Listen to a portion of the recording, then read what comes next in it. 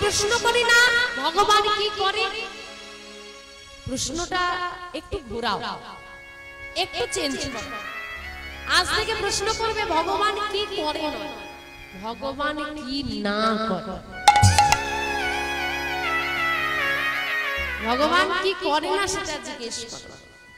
ভক্ত চিৎকার করতে করতে ক্লান্ত হয়ে যখন ঘুমিয়ে পড়বে, ক্লান্ত হয়ে গেছে, অচৈতন্য হয়ে যাচ্ছে, ভগবান কি করেছে,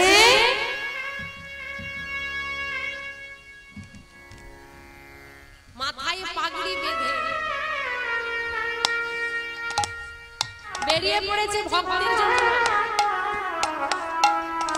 ভক্তের জন্য বেরিয়েছে। কোথায় যাবে বলে, আগে তো কোথায় যাব পরে, আগে তার খিদেটা মিটিয়ে আসে। ভগবান ভক্তের জন্য মাথায় পাগড়ি বেঁধে কি সাজলো, দইওয়ালা। বলে যাকে মানুষ ভালো মন্দ খেতে দেওয়ার জন্য পাগল। ভগবান মন্দিরে থাকে, আজকে এই ভোগ কালকে সেই ভোগ, তাই না? আর দেখো সে আমার ভক্তের জন্য ভোগ বয়ে নিয়ে যাচ্ছে। কি করেছে, দইওয়ালা সেজেছে।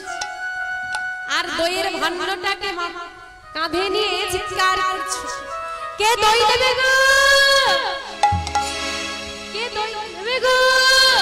আচ্ছা বাবা, আপনাদের এখানে ফেরিওয়ালা আসে, সবজি নিয়ে খেলনা নিয়ে আসে, তা আপনাদের এখানে লোকালিটি আছে বলে তো আসে নাকি, না ফেরিওয়ালা মাঠের মাঝখানে গিয়ে ফেরি করে?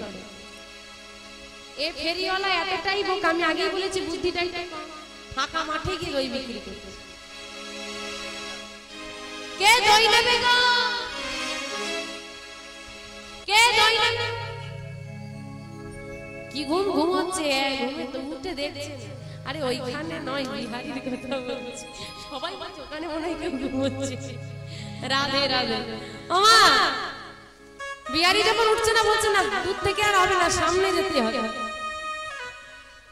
সামনে গিয়ে বিহারিকে ডাকছে, তবু হচ্ছে না, স্পর্শ করেছে। ও ভাই, আর যেই না স্পর্শ করেছে, ভগবানের স্পর্শ তো, বিহারি সারা দিয়ে কাঁটা দিয়ে উঠেছে, শরীর পুরো ঠান্ডা হয়ে যাচ্ছে, চিৎকার করলো, কে কে তুমি? বাবা তুমি যা ভয় পেয়ে উঠলে, ভয় পেও না, আমি তো দইওয়ালা।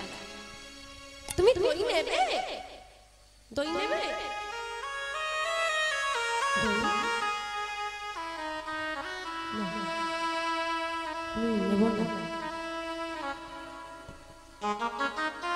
কেন দই নেবে না কেন? না ভালো দই গো। কি করে নেব ভাই, আমার কাছে যে করি না। ও ঠিক আছে, নিতে হবে না।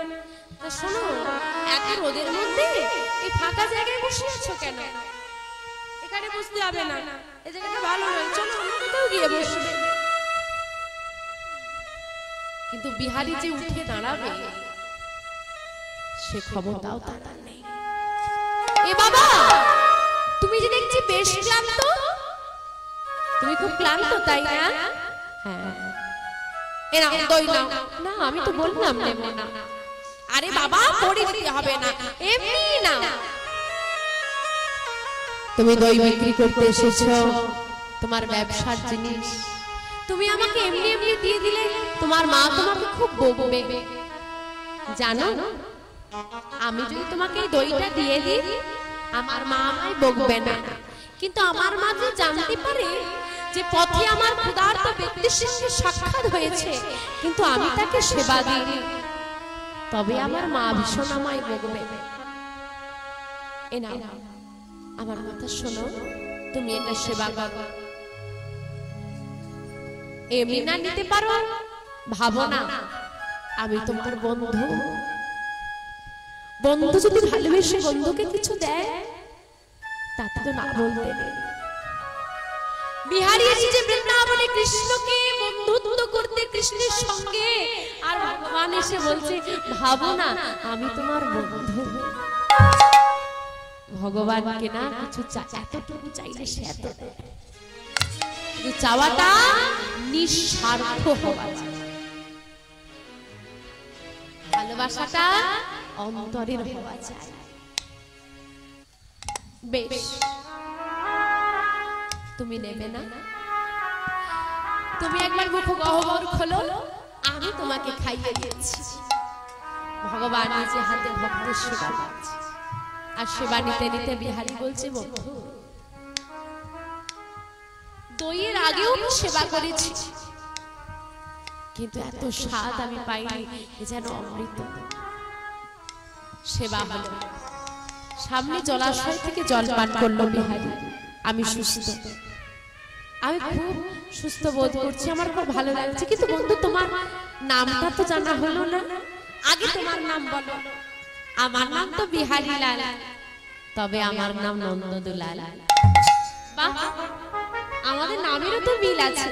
শুধু নামের মিল নয়, যদি তুমি চাও আমি পুরোটাই তোমার সঙ্গে মিলে যেতে পারি। শুধু চাও তো একবার। বন্ধু, তুমি আমার অনেক বড় উপকার করেছো, আর একটি সাহায্য করবে। কি সাহায্য? আমাকে একটু বৃন্দাবনের পথটা বলে দেবে। তুমি বৃন্দাবনে যাবে? হ্যাঁ গো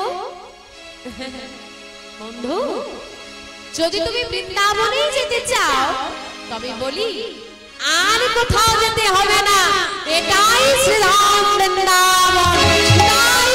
হরি হরি। কি বললে? কি বললে তুমি? এটা বৃন্দাবন? এটা আমি বৃন্দাবনে এসে গেছি। বন্ধু, আমি বৃন্দাবনে এসে গেছি। বলো না, বলো না, এই বৃন্দাবনে আমার বন্ধু কৃষ্ণের বাড়িটা কোথায়? এতটুকু শুধু বলে দাও। দাঁড়াও দাঁড়াও, শান্ত হও। বৃন্দাবনে যাবে? চলো, আমি তোমাকে বৃন্দাবনে কৃষ্ণের বাড়িতে পৌঁছে দেব। কৃষ্ণের বাড়ি তো আমার বাড়ি পেরিয়ে যেতে হবে। চলো চলো, বৃন্দাবনে কৃষ্ণের বাড়ি আছে, কৃষ্ণ সেখানে থাকে। তাহলে ভগবান ভক্তকে নিয়ে যাবে কোথায়? ভগবান বিহারীর হাত ধরে নিয়ে এলো বর্তমানে যেটা বাঁকে বিহারীর মন্দির, ওই মন্দিরে। প্রসঙ্গ তো বলে রাখি, এত লোকালিটি ছিল না, এত মানুষজন ছিল না। বৃন্দাবন মানে বৃন্দাবনী, চারিদিকে বন জঙ্গল, মাঝে মাঝে একটা দুটো ঘর, এত মঠ মন্দির কিছু ছিল না। ওই বাঁকে বিহারী মন্দির যে স্থানে আপনি দেখতে পাচ্ছেন, ওইখানেই কিন্তু মাধবের মন্দির অধিষ্ঠিত ছিল। মন্দিরটা এখন বড় করা হয়েছে, তবে যে বিগ্রহটাকে আপনি দর্শন করেন বাঁকে বিহারী রূপে, বিগ্রহের কিন্তু কোনো পরিবর্তন হয়নি, ওই বিগ্রহই ছিল, একদম সাক্ষাৎ ওই বিগ্রহ। ছোট্ট মন্দির, ফাঁকা জায়গা, পাশে আছে একটা ছোট্ট পর্ণ কুটির, যেখানে বাস করতে ওই মন্দিরের নিত্য সেবাই, যিনি নিত্য মাধবকে সেবা দিতেন। দূর থেকে দাঁড়িয়ে দেখিয়ে দেওয়া হলো ওইটা কৃষ্ণের বাড়ি। চলে বন্ধু, তোমার সঙ্গে আমার বুঝি আর দেখা হবে না? কেন হবে না? যদি বিপদে পড়ি একবার আমাকে মন প্রাণ থেকে ডাকতে পারো না? যদি একবার বলতে পারো বিপদ ভঞ্জন মধুসূদন,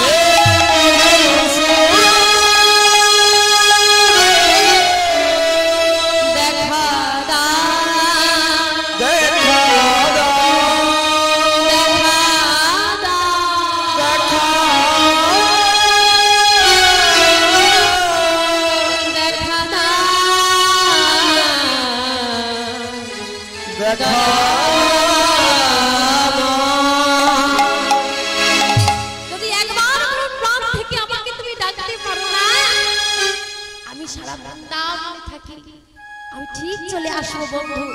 বন্ধুত্ব যখন করেছি, বন্ধুর বিপদে কি আসবো না? ঠিক আসবো। আমার সময় হয়ে গেছে, আমার মা আমায় খুঁজবে, আমি যাই বন্ধু। এসো। ফিরে এইবার বিহারী কি করেছে? ওই সেবাই ঠাকুরের বাড়ির কাছে গিয়ে চিৎকার করছে, কৃষ্ণ কৃষ্ণ, বন্ধু কৃষ্ণ বাড়িতে আছো? সেবাই ঠাকুর বেরিয়ে এলেন। কে বাবা তুমি? কৃষ্ণ বাড়িতে আছে, একটু ডেকে দাও না। কে কৃষ্ণ? কাকে খুঁজছো? কৃষ্ণকে চেনো না? কে তুমি? কোথা থেকে আসছো? বৃন্দাবনে তো আগে কোনোদিন তোমাকে দেখিনি বাবা। আমি কৃষ্ণকে খুঁজছি। এটাই কৃষ্ণের বাড়ি তো বলো? এটা তো এখানে কোনো কৃষ্ণ থাকে না বাবা, তুমি ভুল ঠিকানায় চলে এসেছো। আচ্ছা এক কাজ করো, কেমন দেখতে, কি করে আমাকে একটু বলো। আমি প্রায় বৃন্দাবনের কম বেশি সবাইকেই চিনি। আমি তোমাকে যদি বলে দিতে পারি, দেখো না আমার নাম বিহারী লাল, আমার তো বাবা নেই, মায়ের অভাব, মায়ের অভাব মেটাবো বলে ওই যে গো যার নবলক্ষ ধেনু 24 জন শাখা বৃন্দাবনে কৃষ্ণ, মুখে হাসি আর বাঁশি, ওই কৃষ্ণের সঙ্গে আমি বন্ধুত্ব করবো, আর তার সঙ্গে বন্ধুত্ব করে গরু চড়িয়ে আমার মায়ের অভাব দূর করবো বলে আমি বর্তমান থেকে উত্তরপ্রদেশ বৃন্দাবন এসেছি। কি কার সঙ্গে এসেছি? একা? কিসে করে এলে? কেন হেঁটে হেঁটে? অভাব এতটুকু সত্যি করে বল, তুই সত্যি বলছিস? আমি সত্যি বলছি, বিশ্বাস করো। সে কি গো মাধব, এই স্বার্থের জগতে তোমার এমন ভক্ত আছে যে তোমার জন্য ঘর ছেড়ে এতদিনের পথ পেরিয়ে এখানে এসেছে শুধু তার মায়ের অভাব দূর করতে। এখন আমি বলবো কি করে যে কৃষ্ণ আগে ছিল এখন? হে দয়াময়, তোমাকে ডাকার মতো ডাকলে তুমি তো সাড়া দাও। এই ভক্তের মনে আমি তোমার প্রতি বিশ্বাসটা জাগিয়ে রাখলাম, পূরণ করার দায়িত্বটা তোমার রয়েছে। শোন খোকা, এটাই কৃষ্ণের বাড়ি। তাহলে কৃষ্ণকে ডেকে দাও, আমি তো দেখা করব। কৃষ্ণ তো বাড়িতে নেই বাবা। বাড়িতে নেই? কোথায় গেছে? গরু চড়াতে। ও, তার মানে তো সন্ধ্যার মধ্যে চলে আসবে, আর তখন আমার কৃষ্ণের সঙ্গে দেখা হয়ে যাবে। সন্ধ্যার মধ্যে তো ফিরবে না। কেন? কৃষ্ণ গরু চড়াতে চড়াতে অনেক দূরে চলে গেছে, আসতে বেশ কিছুদিন সময় লাগবে যে বাবা। তাহলে আমার কি হবে? আমি তো বৃন্দাবনে কাউকে চিনি না, আমি কোথায় যাব? কার কাছে থাকবো আমি? বাবা নেই বললি না, আজ থেকে কোনোদিন বলবি না তোর বাবা নেই, আমি তোর বাবা। আমার কাছে থাকবি? না না না না, তোমার কাছে থাকলে হয় না, আমাকে কাজ করতে হবে, আমার বসে থাকলে চলবে না। কাজ করবি? ওই দেখ কৃষ্ণ কতগুলো গরু রেখে গেছে। হ্যাঁ, কৃষ্ণ খেয়ে দিয়ে কাজ নেই, গরু রেখে গেছে। ওই সেবাই ঠাকুরের নিজের ঘরের গাভী, ওই গরুগুলো চড়া। কৃষ্ণ চলে এলে বন্ধুত্ব করে দেবো, একসঙ্গে চলে যাবে। হ্যাঁ তাহলে ঠিক আছে। রয়ে গেল বিহারী সেবাই ঠাকুরের কাছে। মনে রাখবেন, সেবাই ঠাকুরের একটা ছেলে ছিল যার বয়স ছিল 4 বছর, যার নাম ছিল গোপাল। ওই গোপাল আর বিহারীর মধ্যে দুই ভাইয়ের যে প্রেম, কেউ দেখলে বলতে পারতো না এরা পৃথক মায়ের গর্ভজাত। এত ভালোবাসতো বিহারী গোপাল। আর বিহারী প্রতিদিন গরু চড়াতে যায় আর ফিরে আসে। যায়, বাবা কৃষ্ণ কবে আসবে? ও বাবা অনেক দিন তো হলো, কৃষ্ণ কবে আসবে? কৃষ্ণ কৃষ্ণ কৃষ্ণ কৃষ্ণ কৃষ্ণ কৃষ্ণ, পাগল মস্তিষ্ক কৃষ্ণময়, কৃষ্ণ ছাড়া আর কোনো চিন্তা আসে না। জিহ্বা কৃষ্ণময়, কৃষ্ণ ছাড়া অন্য কোনো নাম উচ্চারণ করতে পারে না। হৃদয় কৃষ্ণময়, মনে মনে শুধু কৃষ্ণ নাম জপ, আর অন্য কিছু পারে না। গরু চড়াতে আসে, খেতে ভালো লাগে না, শুতে ভালো লাগে না, ঘুমোতে ভালো লাগে না, কাজ করতে ভালো লাগে না। মাঠে এসে বসে বসে চিন্তা করে কৃষ্ণ কবে আসবে? এত ভালোবাসলাম তবুও তুই এসে একবার আমাকে বন্ধু করে নিলি না। গুরুদেব বলেছিল ভালোবাসার মতো ভালোবাসলে তবেই সে বন্ধুত্ব করে। তাহলে কি আমি ভালোবাসতে?